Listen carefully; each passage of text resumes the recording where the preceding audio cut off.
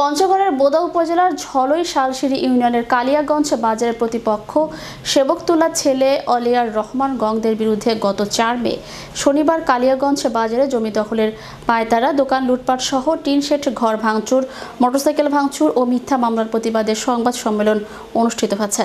শনিবার সকালে বোদা পৌরসভার 7 খামারে অনুষ্ঠিত হওয়া সংবাদ সম্মেলনে ভুক্তভোগী মিথ্যা মামলার আসামি দেওয়ান আলীর ছেলে আবু হেলাল, মোজাম্মেল হক ও হারুনুর রশিদের পক্ষে তাদের বড় ভাই আনোয়ার মাস্টার উপস্থিত থেকে বক্তব্য দেন। তিনি বলেন, প্রতিপক্ষ ঝলই শালশিরি ইউনিয়নের মোটাপাড়া গ্রামের অলিয়ার রহমান গংরা জমি দখল করা, তাদের দোকানের মালামাল ও টিন শেড ঘর ভাঙচুর, মোটরসাইকেল ভাঙচুর, 4টি মোবাইল ভাঙচুর সহ প্রায় 15 লক্ষ টাকার মালামাল লুট ও ক্ষতি সাধন করে। তাদের ভাড়া করা বাহিনী নিয়ে অতর্কীয়ভাবে দেশীয় অস্ত্রশস্ত্র নিয়ে এলোপাথারি জখম করে। এতে দেওয়ান আলী, মানিক, হাসিনা, খাদিজা, মরিয়ম, হ্যাপি, 7 বছর বয়সী মুস্কান গুরুতর আহত হয়।